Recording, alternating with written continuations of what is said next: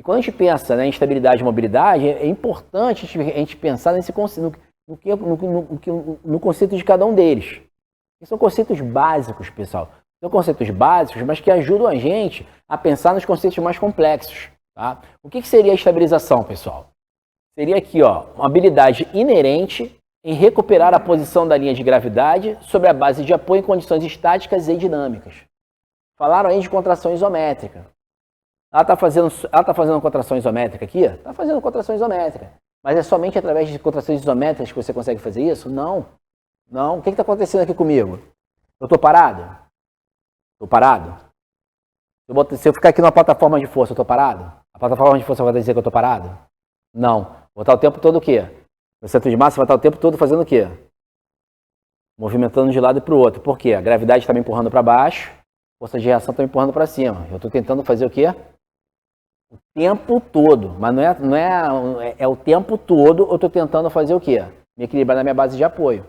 Vocês estão parados? Não estão parados, vocês estão sentados. Óbvio, né? Que o centro de massa vai estar oscilando muito menos, mas você vai estar encontrando alguma maneira, o tempo todo vai estar gerando contração e relaxamento para você tentar ficar nessa base de apoio. Então, isso se dá através de uma interação de quê? De ajustes posturais antecipatórios. Tá? Esse nome é a base do conceito de estabilidade. Por exemplo, estou aqui, ó, vou fazer um primeiro salto. Voltei. Observa o que aconteceu com o meu corpo. Tá? Fiz o segundo salto. Fiz o terceiro salto. Qual dos 3 saltos foi o melhor? O último. Por que o terceiro salto foi o melhor? Sistema nervoso central atuou. Primeiro movimento, né, aconteceu uma coisa inesperada. Você saltou, certo? Segundo movimento, o que aconteceu? A interação dos receptores articulares, certo? Sinalização aferente. Ela manda informação para a medula. Essa informação vai para o cérebro. Lá no cérebro, qual é a região responsável, né, por captar os segmentos do corpo? Córtex motor. Né? Essa informação chega no córtex, você faz os ajustes necessários, e aí já no segundo salto, você já melhora o quê? O padrão coordenativo. O terceiro, a informação foi mais refinada ainda. Então você tem o quê? O que se chama de aprendizado. Então o tempo todo, ó, essa senhorinha aqui, ó, tirando onda. Tirando onda. Vou pegar aqui, ó, 1, 2, 3, 4, 5, 6, 7, 8, 9, 10, 11, 12. Ninguém faz isso aqui. A senhorinha tá ali tirando onda. Mas por quê? Anos de prática disso aqui. Anos de prática disso aqui. Anos.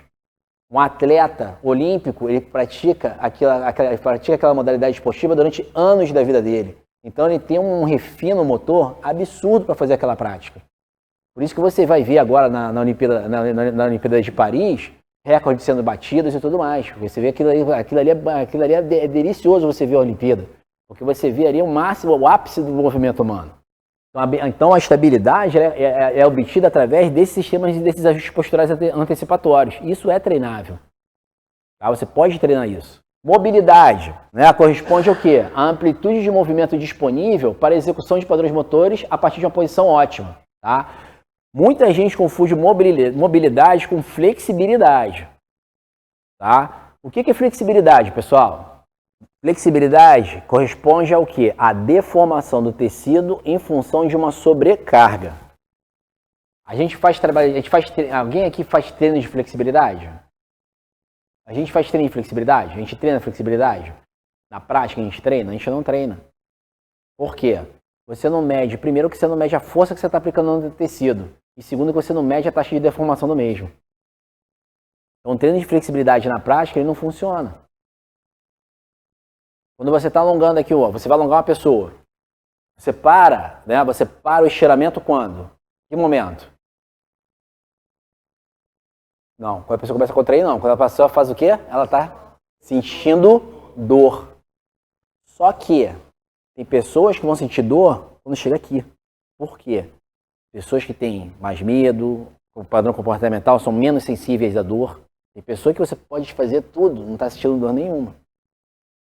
Entendeu? Então, muitas das vezes, né, aquilo que o pessoal coloca, que a ciência coloca lá, de deformação plástica do tecido conectivo, adição de sarcômeros em série e tudo mais que a literatura recomenda, que a literatura ela coloca como resposta, como adaptações ao treinamento de flexibilidade, na prática não acontece, que a gente não chega nem próximo da força necessária para isso acontecer.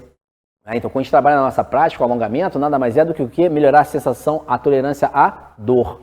Basicamente isso. Né? E aí tem essa discussão, então tem um debate aqui no chat sobre esse negócio da auto-liberação, da liberação da face e tudo mais. Realmente ela não acontece em função disso. Você está basicamente modulando o quê? A informação dos próprios receptores. Tá? Então a mobilidade, né, ela envolve isso. Ela envolve controle motor, envolve a capacidade dos músculos, né, relaxarem para que você consiga fazer como esse levantamento de peso, esse atleta olímpico aqui. O cara aqui está mais ou menos aqui, está levantando mais ou menos aqui, ó, 20, 40, 55, 150 quilos aqui acima da cabeça. Né? Agora, olha aqui o tornozelo dele, olha o quadril dele, olha a articulação glenomerular dele. E esses aqui, e aí o pessoal fala que treinando a força reduz a flexibilidade ainda. Né? Se você for pegar, se você parar para pensar, das modalidades olímpicas, quais são os atletas mais móveis? Os ginastas, os levantadores de peso olímpico. São atletas desenvolvidos basicamente com atividade de força. Até o ginasta, o pessoal fala assim, mas o ginasta ele não está levantando peso, ele está fazendo um trabalho de força rápida, fazendo força pra caramba para movimentar o corpo naquela velocidade. Entenderam? Então você está vendo o seguinte, a gente está falando de movimento integrado, a gente está falando de anatomia funcional, mas o tempo todo o que eu estou falando para vocês, pessoal? Força. Força, força, força, força, força. E quando você fala, é aquilo que eu falo, o pessoal fica falando de treinamento treinamento funcional. Treinamento funcional é treinamento de força. Aí quando o pessoal fica com o conceito de treinamento de força funcional, eu falo, é um conceito que para mim é redundante. Porque força é função. Tá? Força e as suas manifestações. Força, resistência de força, potência muscular e força máxima. Entenderam isso? Quando eu falo de treinamento reativo, a gente está pensando em quê? Em treinamento de melhorar o quê? A taxa de produção de força. Né? Fazer com que a pessoa, você lembra aquele trabalho lá no início que eu mostrei? Que a pessoa pode fazer o quê? Ele pode pegar aqui uma sobrecarga, fazer isso daqui, ó. Você está melhorando a taxa de desenvolvimento de força, produzir o máximo de força possível na menor quantidade de tempo. E isso é extremamente transferível para o movimento humano. Extremamente transferível. Tá? E aí a gente teria a base da pirâmide do movimento também, que a gente abordou um pouquinho na aula de avaliação do movimento, mas é bom para clarear a nossa mente. E esses dois componentes de estabilidade e mobilidade estariam na base da função da pirâmide, na base da pirâmide. E o grande problema hoje é justamente esse. Devido à questão, o cliente que está chegando na nossa mão, ele apresenta, né, uma pirâmide muito mais forte, né, uma pirâmide muito mais consistente em capacidade de performance, né, porque você pega uma pessoa que tem muita força, você pega o cliente que tem força, tem muita tolerância à sobrecarga, a tolerância à dor, mas quando chega aqui nesses níveis mais básicos, você vê, são pessoas que têm baixos níveis de estabilidade e mobilidade. E é o que vocês precisam desenvolver bastante no seu cliente. E aí, confronta com o que ele está buscando de entrega de resultado inicial, que é o quê? Aumentar a massa muscular. Ele acha que se você ficar perdendo tempo com alongamento, você não vai hipertrofiar o músculo não vai crescer, não vai não sei o quê. Você vai para a academia, pessoal, aí que você vê realmente como as pessoas elas são equivocadas no que elas pensam. A pessoa a pessoa vai para a academia, primeira coisa, o que ela precisa qual o principal, para você aumentar a hipertrofia muscular, qual o principal elemento desses 4 componentes que a gente tem que fazer bem? Treinar. Tem que treinar. As pessoas não treinam. A maioria vai para a academia, está lá no supino fazendo 10 repetições com 60 quilos. Podia estar fazendo 20.